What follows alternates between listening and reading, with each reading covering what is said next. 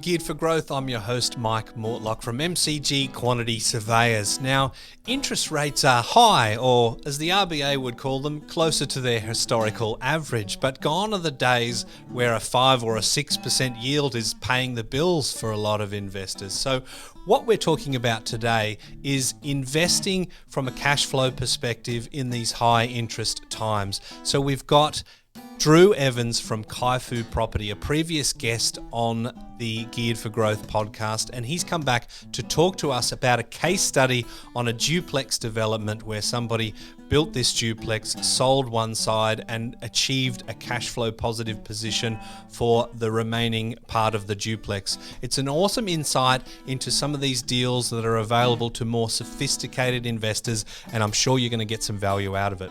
Here's Drew. Drew Evans, thanks for joining me back on Geared for Growth. Hey, Mike, thanks for having me, mate. Good to see you again. It's good to see you as well. I can't remember what your last episode was. I was on a podcast this morning as a guest, and they were able to sort of say, you're on episode 10, 111.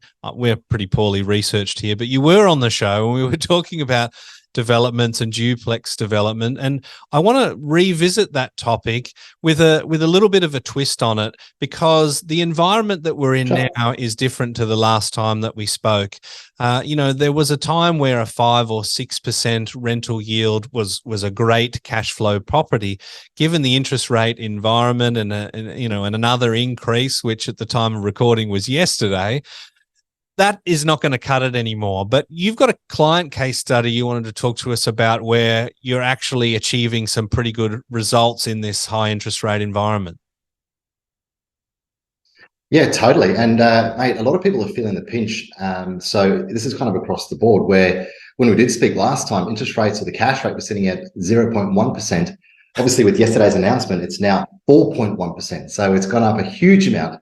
We've had 12 consecutive rate rises, other than the one that was left unchanged. So we're in a very, very different environment now, and a lot of investors are feeling the pinch. So, Mike, what I've done as a company is as a strategy for anybody that is feeling the pressure of cash flow. Step number one is to always jump onto realestate.com, jump onto a domain, and have a look at what comparable properties are renting for in the market. That's always the step number one, because what I find with a lot of my clients is they haven't done an accurate rent review in recent times.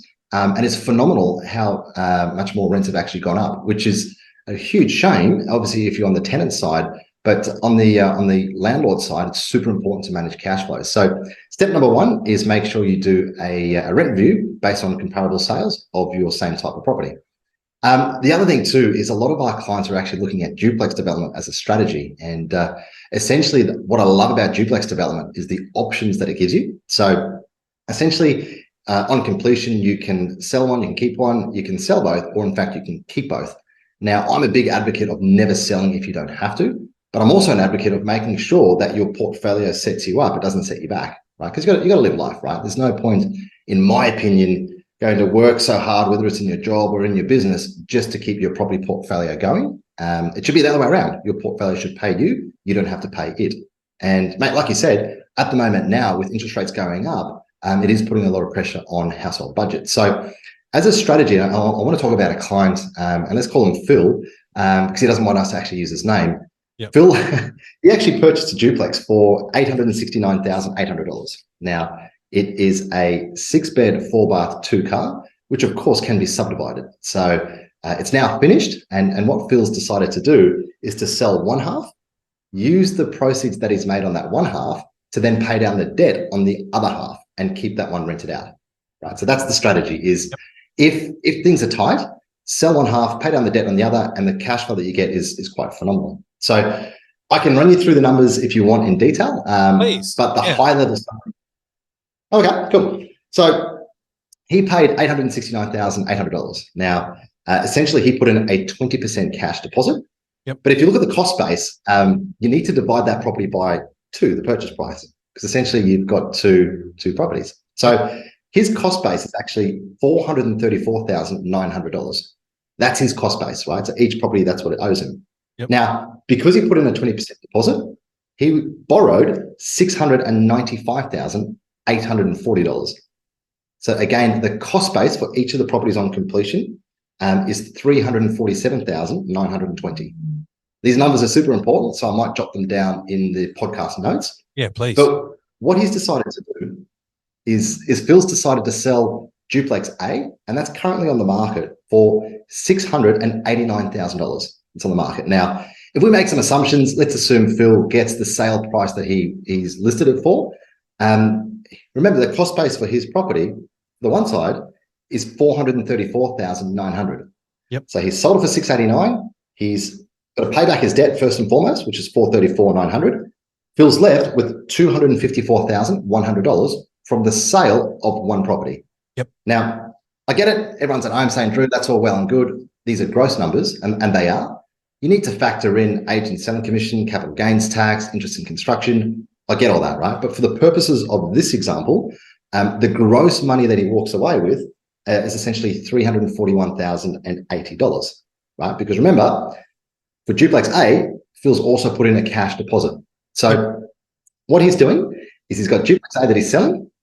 Duplex B, Phil's actually decided to rent out.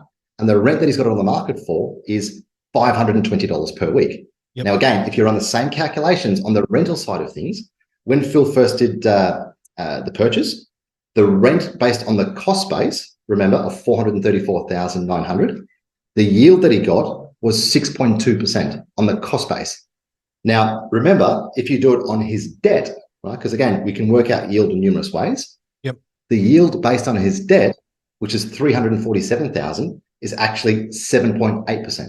Right. So all things being equal, if he didn't sell any property, he's got a rental yield of 7.8%. Still a really healthy return. But for Phil and his family, he said, Drew, listen, it's a little bit tough. I really don't want to have to dip into savings in any way, shape, or form to fund my portfolio. I'm selling one half. Now, the other half, essentially, the money that he's walked away with, even if we were to use half of the proceeds at $170,000, he can then pay that down into his loan amount. And the yield based on the debt now essentially is 15.2%. 15.2%. So lots of numbers. And I guess I'll have to write this down so you can follow it step by step. But the premise is this. Phil's cash flow was struggling a little bit. The interest rate now has to rise to 15.2% for the property just to break even. Well, that puts 4.1%, or let's say I think I've even got a loan that's due for a refinance at 7%, which is disgusting at the moment. But at 15%, we can make that work. This is putting money back in their pocket. So with this duplex development, they've done the two, they've sold them. Yes, we're talking gross figures, but even net figures, this is money going back into their pocket on a weekly basis, right? 100%. Well, remember, I've done my figures on super conservative numbers, right? Yep. I've assumed that only half of the proceeds from the first duplex sale pays down the loan on the second one. Half. Right now, we know, obviously, if you do your sums right, you should get a lot more than that. So the new loan on the duplex that Phil's deciding to keep is $177,380. Yeah. But he's getting $520 a week on that one property. And that's where you get the gross rental yield of 15.2%. So again, every client's different. Everybody's circumstances are different. But this is a great strategy if your cash flow is a little bit tight, because it does two things. You get to pay down debt, which improves your after-tax cash flow. But it frees up your borrowing capacity to then potentially look at another project and rinse and repeat the process. Ignoring the fact that interest rates are, I don't want to say high, the RBA would say closer to their historical average, but compared to the last couple of years, they're through the roof, right? It's like our throats have been cut. But you and I are old enough to remember 7% cash rates and things like that. But outside of the interest rates, this is a strategy that can help people that are building their portfolio, right? Because one thing that I'm hearing from people is they get one or two or maybe three properties, but they're unlikely to be heavily cash flow positive, right? They wait a bit of time, the rents go off, maybe they pay down some principal, but a lot of time they don't. These two, three properties, they might be giving you $5,000, $10,000, $20,000 back in your pocket, but that's not really enough to start looking at do I have retirement options, or can I work part-time? So this is potentially a strategy for someone in that situation as well, right? I think this is a great strategy no matter what the market conditions are, to be honest, Mike, Yep. because at the end of the day, unless you inherit a huge amount of money or you pay cash for property, everybody has to keep the banks happy. And essentially, the only way to do that is to maintain a very strong borrowing capacity and obviously maintain a strong buying power. So, mate, whether it's you, whether it's me, whether it's Phil, at some point in time, the bank's going to say, hey, Drew, Mike, Phil, we're not going to lend you any more money. You need to increase your income or you need to decrease your debt. And for me, that's what I love about developing is you do have that option to take profit off the table, pay down the debt, and then free up borrowing capacity to redeploy the capital and keep growing and moving forward. Now, unfortunately, the area that you work in kind of gives you certain things in common with other people in the industry that would be considered to be spruikers, or let's say off the prem. We're talking new, right? And I think, I've interviewed people before with similar style businesses, and they before we start rolling, they go, "Oh, Mike, I know that you're, anti new property," and I have to sort of say, I'm not anti new property at all. I mean, I see value in established property, but especially compared to high rise unit development. So when I'm talking new, or especially off the plan, I normally am talking about a unit complex with 200, 300, 400 units in. Is there a sort of a legacy issue, but that because you're working in the new space, people are skeptical? The Geared for Growth Property Investing podcast is presented by our business, MCG Quantity Surveyors. If you're an investor or a property professional looking to get the best tax depreciation deductions for yourself or your clients, please get in touch with us at mcgqs.com.au.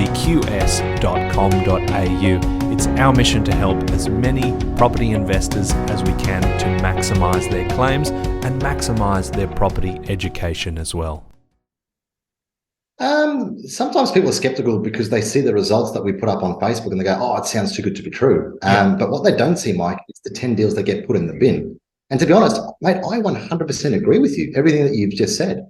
I would never, ever, ever purchase a brand new property at a full retail price.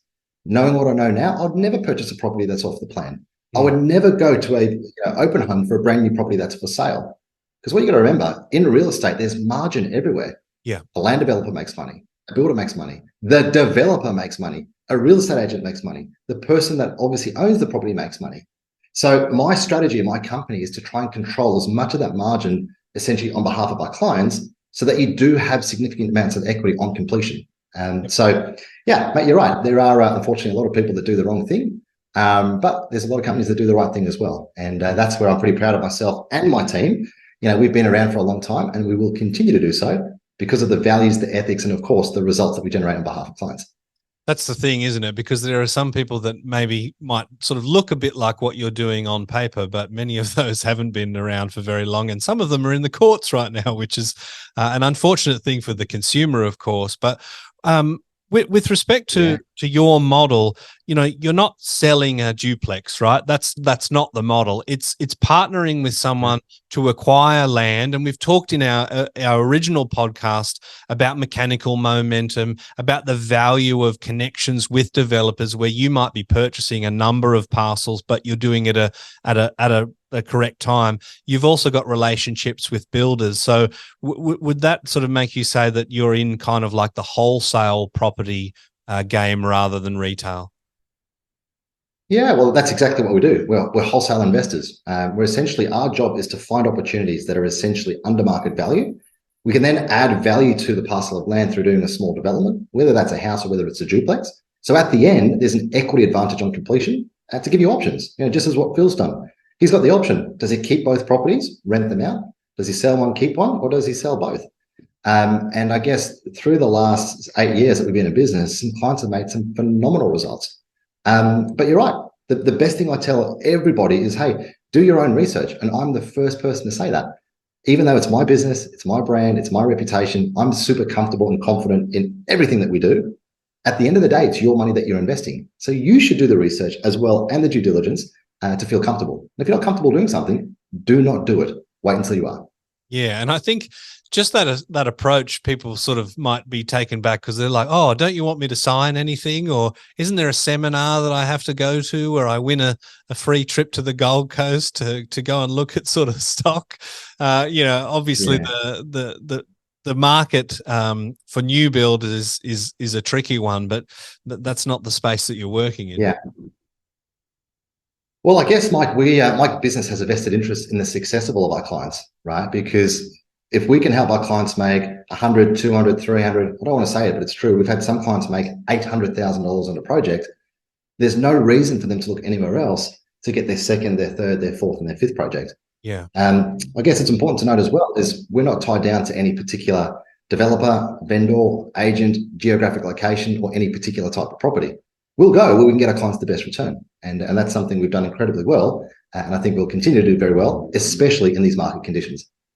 I love that. Now, I want to ask the questions that maybe there might be people at home thinking, oh, this Drew Evans guy, he's talking conservative figures, but he's talking gross. What's the elephant in the room? We talked about the subdivision. Is that a big cost? Because when you're delivering a duplex, I presume, generally speaking, it's not strata title, but you would need to strata it if you want to sell one side. Yeah, it depends. And there's a huge misconception around duplexes and what's involved. Everything that we do, Mike, when we put a project together is we always make sure that the development approval is inclusive of the subdivision. And I'll explain. Right? At the moment now, we're helping clients buy a duplex for 1.3 million, right? But based on comparable sales, it should be worth 1.6 million on completion. So you pay 1.3, it's worth 1.6. Obviously, there's 300 grand worth of uplift at the end. Where people make a lot of mistakes is they don't factor in the below the ground costs. So things like your Section 94 contributions, your headworks charges, your subdivision fees. Even when the project's finished at the end, the process then still isn't finished. You still need to engage a registered surveyor to carry out the subdivision, get the two titles, lodge them with the land titles office, get them back, get them revalued by the bank. So it's a very thorough process to go from start to finish. It's not just, you're going to buy a duplex and you can sell each one at the end. They have to be subdivided at the end. Otherwise, it's not possible to sell individually. Yeah. You can sell the duplex as a whole. So if you find someone that wants to buy the duplex for 1.6 million as a whole, you can definitely sell it as a whole.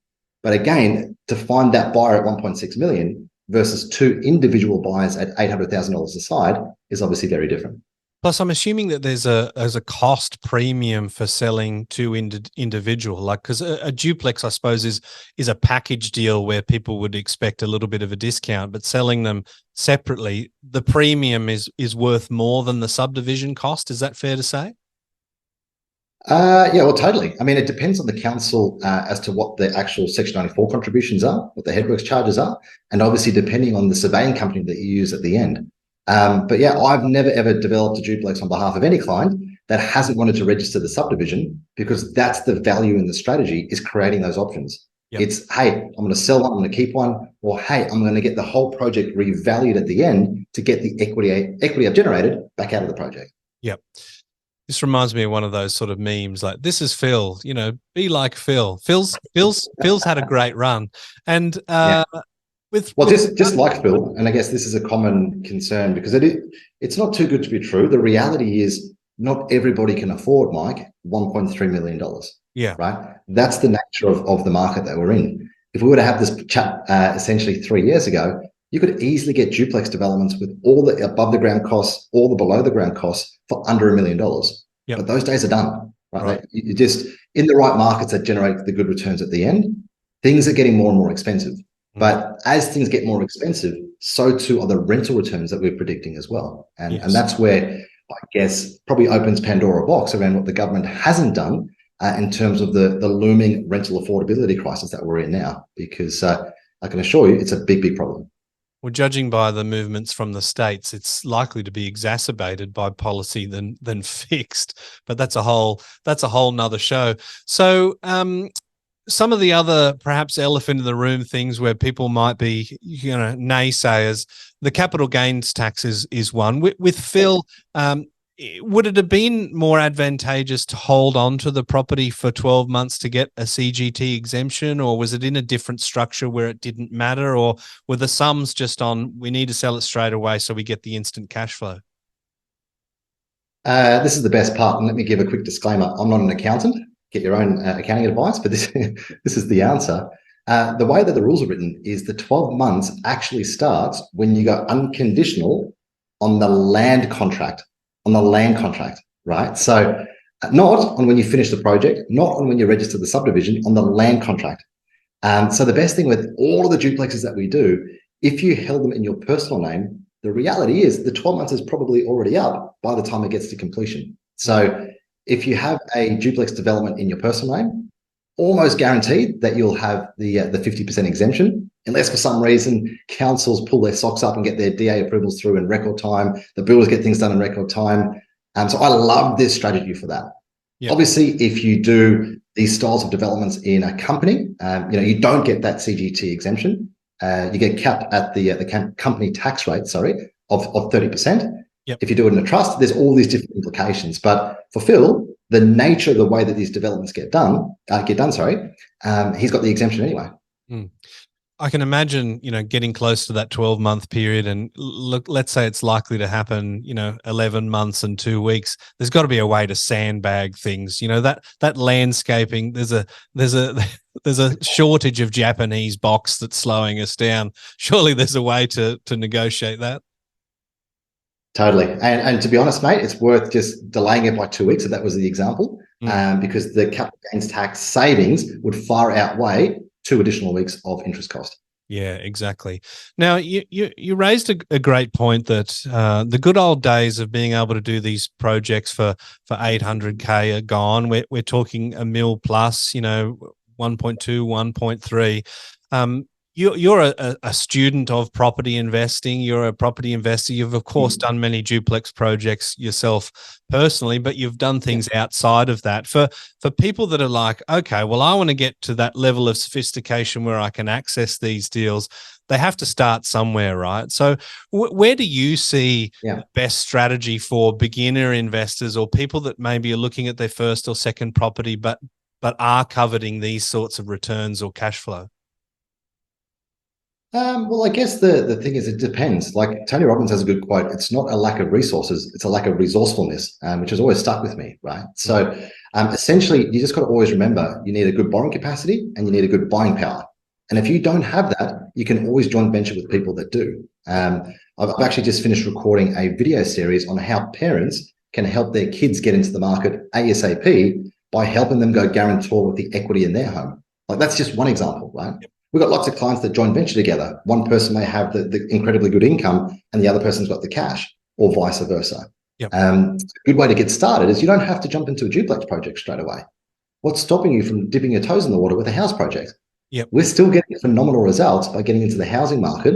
And what a lot of clients do is they bump up their equity they need. They do a house project first, and that leapfrogs them to be able to afford to get into a duplex development.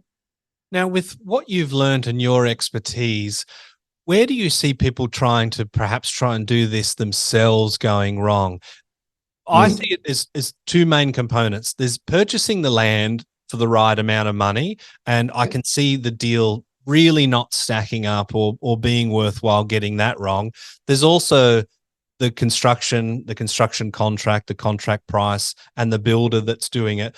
What wisdom do you have around those components, and have I missed anything there?